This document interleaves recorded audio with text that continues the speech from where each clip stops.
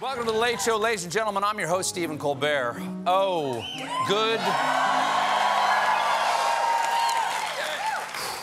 Lordy, what a day.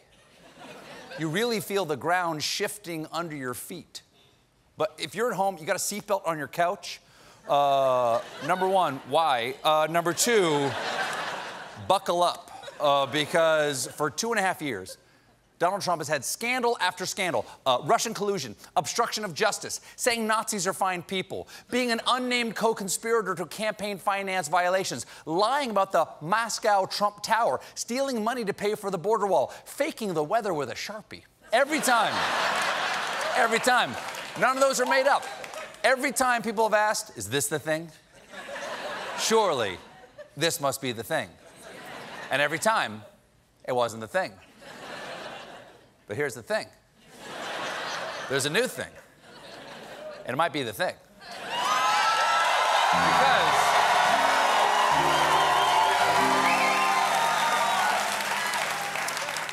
Because this afternoon, Nancy Pelosi did this thing. Today, I'm announcing the House of Representatives moving forward with an official impeachment inquiry.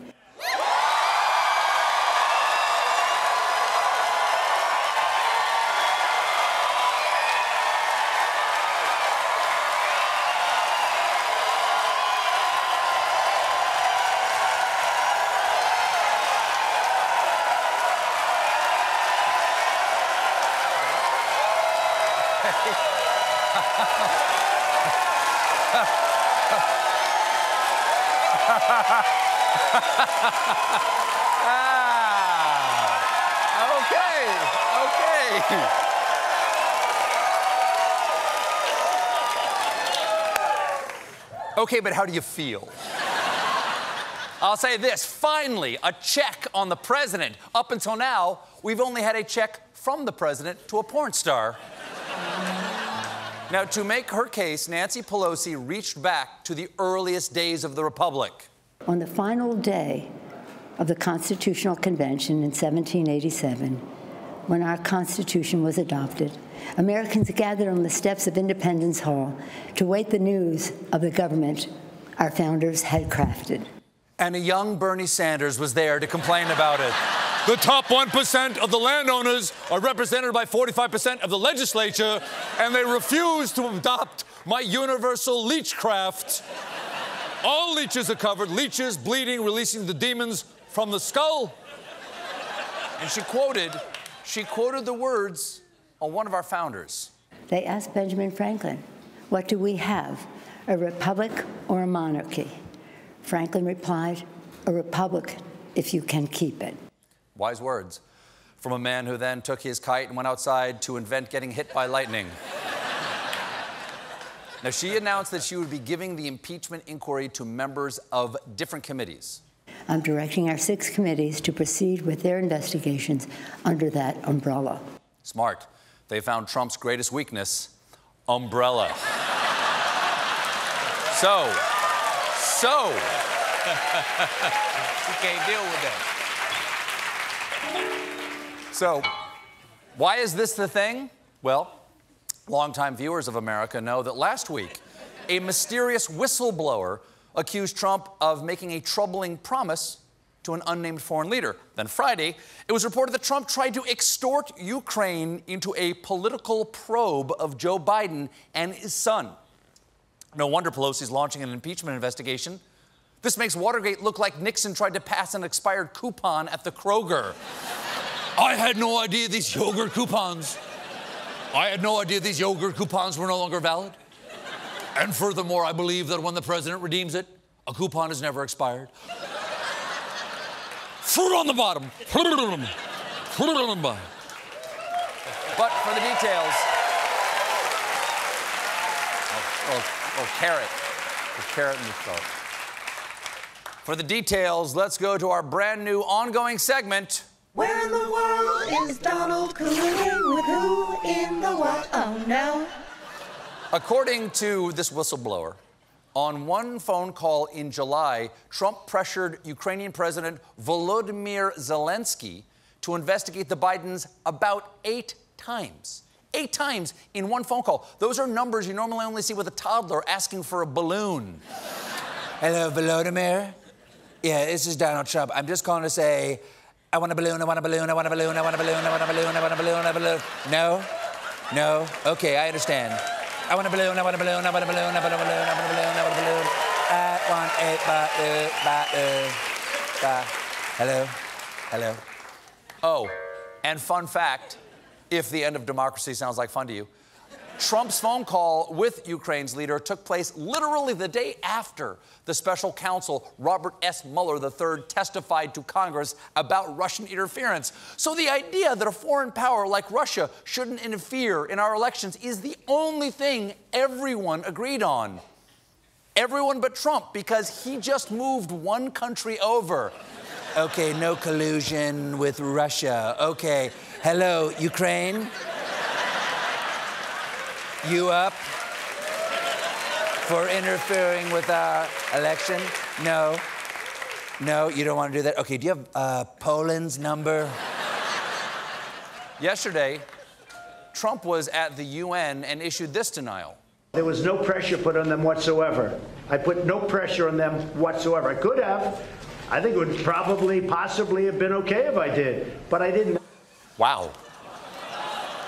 You wouldn't want him as your lawyer. How does the defendant plead? The defendant pleads not guilty, Your Honor. I mean, he could have done it. He might have done it. Might have been fine. So probably, possibly guilty. Who knows? You know what? Guilty. Let's see what happens. Roll the dice. Probably fine. Then, is this afternoon? So guilty. So guilty. Then, this afternoon, Trump announced that he was going to release the full, unredacted transcript of the phone call, promising, "You will see it was a very friendly and totally appropriate call, no pressure, and unlike Joe Biden and his son, no quid pro quo." It wasn't a quid pro quo. It was much more of a tit for tat. That way, I get to say tit. So the president claims that there was no pressure. He says there was no pressure. But Trump ordered a hold on military aid to Ukraine days before calling the Ukrainian president. Okay, that sounds like pressure, because Ukraine is fighting an undeclared war with Russia at their eastern border, and you withhold our military aid. Look, if you want our help stopping them from taking more than Crimea, you gotta do crime with Mia. You understand? Do you? Hello? Hello, Mabel? Hello. Of course, here's the thing. Constitutionally, it is not up to Trump to allocate foreign military aid. That is Congress's job solely. So, to allay suspicion, administration officials were instructed to tell lawmakers that the delays were part of an interagency process. Yes, it's a complex interagency process where the administration commits crimes and... Okay, it's much simpler than I thought. It's just... And it's not just the transcript. It's not just the transcript of the phone call, because this afternoon, the Senate unanimously agreed to Schumer's resolution calling for the whistleblower complaint to be turned over to the Intelligence Committees immediately. Oh, unanimous. Yeah, baby. Republicans, Democrats, everybody, turn it over. Come on. Pat, pat. Wow, I feel like I just had my whistle blown, and I'm ready to release the full transcript. Plus, is it Adam Schiff? Adam Schiff, chairman of the House Intelligence Committee, tweeted, "We have been informed by the Whistleblowers Council that their client would like to speak to our committee and has requested guidance from the acting DNI as how to do so. We're in touch with counsel and look forward to the whistleblower's testimony as soon as this week." Wow. This is historic. Historic. Wow. Historic. It's happening. It's historic. Historic high-stakes testimony in Congress from someone with intimate knowledge of Trump's criminal wrongdoing. We haven't had one of those in days. Now, we don't know who this whistleblower is yet, but based on their high placement in the Trump administration and ongoing disgust with the president's behavior, we have generated this computer model. We don't know. That's all bits. That's all. Those are fractals. Okay. This evening, Trump responded to Pelosi's announcement, calling it a Democratic plot. Our country's doing the best it's ever done.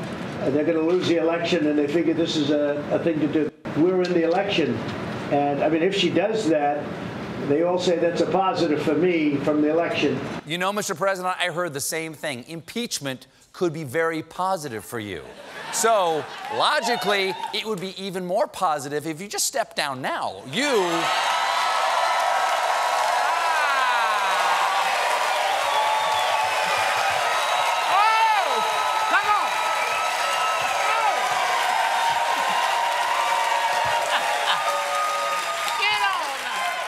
You could run as an outsider for a second first term, okay? Think about it, but not too hard, because we've got a great show for you tonight. Whoopi Goldberg is here. But when we return, meanwhile...